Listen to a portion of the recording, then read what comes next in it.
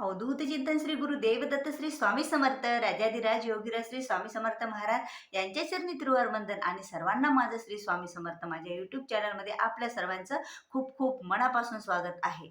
बघता बघता मार्गशीर्ष महिना आपला संपलेला आहे आणि अमावास्याही जवळ आलेली आहे. प्रत्येक मराठी महिन्याच्या शेवटी ही अमावास्या येत असते आणि या अमावास्याला खूप जण अशुभ असे मानतात, पण ही अमावास्या अशुभ नाही आहे. फक्त या दिवशी काही आपल्याला तोडगे आणि काही नियम आपण पाळले तर या अमावास्या आपल्यासाठी खूप शुभ आहे. कारण जेव्हा देव आणि दानव यांच्यामध्ये समुद्र मंथन झालं होते त्यावेळेला लक्ष्मी माता ह्या प्रगट झाल्या होत्या आणि तो प्रगट झालेला दिवस म्हणजे आपल्या दीपावलीची अमावास्या. आपण सर्वजण थाटामाटात आनंदात उत्साहात हे लक्ष्मीपूजन अमावास्याचं करतो. तर जेव्हा ही लक्ष्मी मातेचा प्रगट दिन आहे म्हणल्याच्या नंतर हा दिवस अशुभ राहूच शकत नाही. फक्त आपल्याला काही नियम पाळावे लागते आपल्या घरामध्ये लक्ष्मी माता स्थिर राहण्यासाठी. आपल्याला काही तोडगे करावं लागतं जे आपल्याला लक्ष्मी मातेचा आशीर्वाद प्राप्त होण्यासाठी आणि आपल्या घरातील नकारात्मक ऊर्जा बाहेर जाण्यासाठी, आपल्या घरातील काही वाईट शक्तीचा बाहेर ढकलण्यासाठी आणि चांगली ऊर्जा, सकारात्मक ऊर्जा आपल्या घरात निर्माण होण्यासाठी.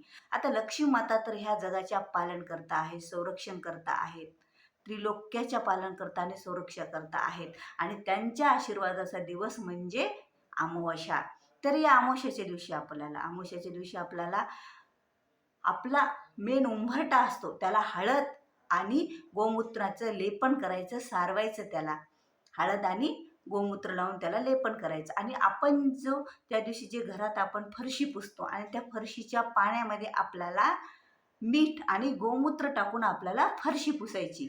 त्यामुळे आपल्या घरातील निगेटिव्ह ऊर्जा बाहेर जाते, नकारात्मक ऊर्जा आपली बाहेर जाते आणि आपले वाईट जे विचार असतात, आपल्या ज्या घरात वाईट ऊर्जा असते ती पण त्या दिवशी बाहेर जात असते आपण हे तोडगे केल्याच्या नंतर. आणि त्या दिवशी रात्री आपल्याला पिवळ्या मोहऱ्या आपल्या उजव्या हातात घ्यायच्या आणि उजव्या हातात पिवळ्या मोहऱ्या घ्यायच्या, गच्च हात ते म्हणजे असा मूठ धरायची पिवळ्या मोहऱ्या घेऊन आणि आपल्याला 11 वेळा वल्गा सुक्त पठण करायचं, वाचन करायचं आणि 11 वेळा कालभैरव वाचन करायचं आणि नंतर ह्या मोहऱ्या आपल्या घरात सगळीकडे घरात टाकायच्या. फक्त आपल्या वॉशरूम सोडून, बाथरूम सोडून बाकीकडे आपल्या घरात त्या शिंपडायच्या थोड्या. यामुळे तर आपल्या घरातील वाईट शक्तीचा नाश होत असतो, वाईट शक्ती आपल्या घरातून निघून जात असते. आता हे एवढं झालं आपल्याला तोडग्याविषयी.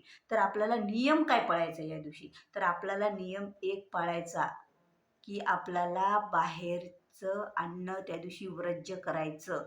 म्हणजे आपल्याला त्या दिवशी पर अन्न खायचंच नाही. पर अन्न काय हो, त्या दिवशी आपल्याला कुणाच्या घरचं पाणीसुद्धा प्यायचं नाही, कुणाच्या कष्टाचं आपल्याला पाणीसुद्धा प्यायचं नाही. कारण की आपण जी महिनाभर पूजा पाठ विधी स्तोत्र मंत्र पठण काय व्रत करतो त्याचं जर आपण त्या दिवशी पर अन्न खाल्लं तर त्याचं फळ ज्या खाणाऱ्या व्यक्तीला पूर्ण जातं, 1% सुद्धा आपल्या नावावर राहत नाही.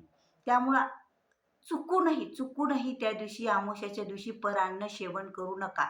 हे मी काही तुम्हाला मनानं